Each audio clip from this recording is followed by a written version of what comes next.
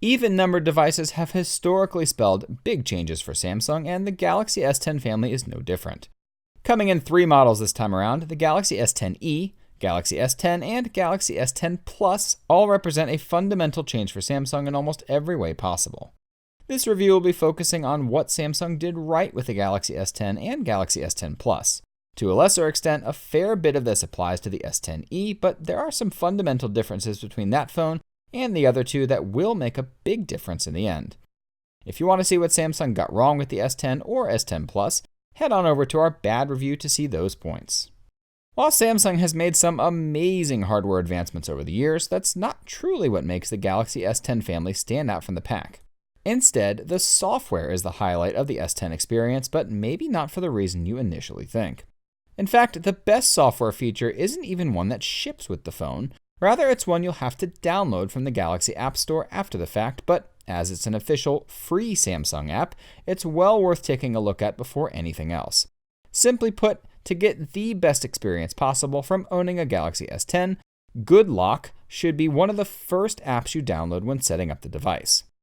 Good Lock turns Samsung's phones into the most customizable phones on the market, allowing you to change every aspect of the phone's UI design and colors, navigational aspects, multitasking settings and abilities, on-the-fly custom audio changes with a robust equalizer at your fingertips, and plenty more.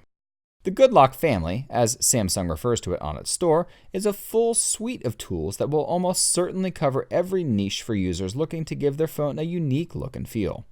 Right off the bat, I found myself changing out Android 9 Pie's terrible multitasking overview screen for one of the dozen different options Samsung provides within Good Lock. I also dropped that stock navigation bar in favor of Samsung's wonderful gestures in the One Hand Operation Plus module, which even provides a brand new mini task switcher that gives powerful one-hand access to switch between the last 8 running apps. There's even robust customization of the quick panels and the navigation bar, allowing for custom colors, icons, actions, you name it. It's not quite as full-fledged as a theme, but it's quicker and more customizable. It's a brilliant suite of apps that are not unique to the Galaxy S10, but are a necessity all the same and perfectly augment the positives that Samsung's new One UI brings to the table. Onto the stock interface, Samsung did actually fix a lot of Android 9 Pie's design issues with One UI, but one of the things I've been happiest about is the resurgence of proper quick toggles. These provide a way to quickly access settings without needlessly navigating away from what you're doing. It's great. On the hardware design front, this is certainly Samsung's sleekest phone to date, yet it draws some super interesting parallels to the 2017 LG V30 that make it a more attractive phone than last year's S9 family. The glass back features a less slippery finish than other glass phones and feels similar to what LG uses on its glass phones. This gives the Galaxy S10 line a higher quality and sleeker feel than previous Samsung designs, and also makes them far more fingerprint resistant. Comparing it to the Note 9, you'll find the Galaxy S10 Plus is thinner by a full millimeter as well as a few dozen grams lighter, despite having a slightly larger battery. This larger battery will get you through a full day without issue, no matter how much you use the phone. It also houses a new reverse wireless charging coil that can both accept and give a wireless charge, making it an easy way to wirelessly charge those new Galaxy Buds earphones. The charge is too low voltage to actually charge another phone though, but it might be enough to keep the other phone's battery from draining at a normal rate if you're determined to try it out. Samsung has kept the 3.5mm audio jack at the bottom, located next to the USB Type-C port and the speaker grill, giving users the full range of options for audio output.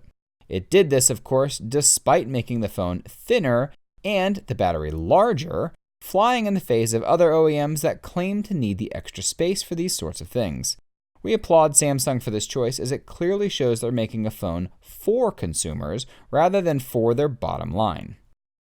The OLED display on the Galaxy S10 family is the absolute brightest mobile display on the market, sporting a peak brightness of 1200 nits. This means you'll never have trouble seeing this display outside or in any light for that matter. This also means more dramatic HDR content, as bright points can be brighter than other displays, further enhancing the HDR effect. Samsung has also opted for a less saturated look for the display out of the box, bucking the trend of using heavily saturated settings since as long as they've been making OLEDs. This can always be adjusted in the settings if preferred, but is a welcome change out of the box.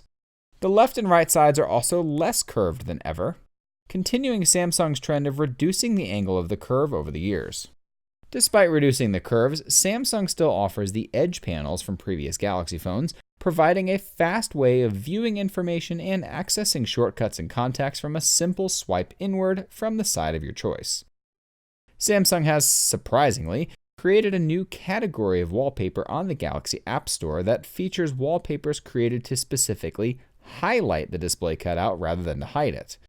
Reddit has an entire subforum dedicated to cutout wallpapers, and there's even that hidey hole app to better sort this list into usable format as well. It's pretty clear that this new display style, called InfinityO, is being far better received than notch displays ever were by many people. The display cutouts are technically less intrusive than a notch, as they not only take up less physical space on the phone, but the fact that the entire screen wraps around the cutouts further helps create an illusion of less space taken up. There's also a few utility apps and in the camera app itself that highlight the camera to help make better use of this space. Building upon the improvements in speaker quality on 2018 flagships, the Galaxy S10 family sports some of the absolute finest speakers on any device. Dolby Atmos is enabled out of the box and provides rich virtual surround sound from both speakers on the phone. No matter if you're watching videos, listening to music, or playing games, these speakers are unbelievably impressive and feel like a truly viable alternative to external speakers or headphones when the situation makes sense. What's more, Samsung has completely redesigned the audio experience within One UI, offering up brand new ringtones, notification sounds, a nifty new charging sound, and plenty more, all to fit in with the Galaxy theme of space and infinity. It's not often that we see this level of care on the OS level, as many OEMs now opt for a more stock Android experience.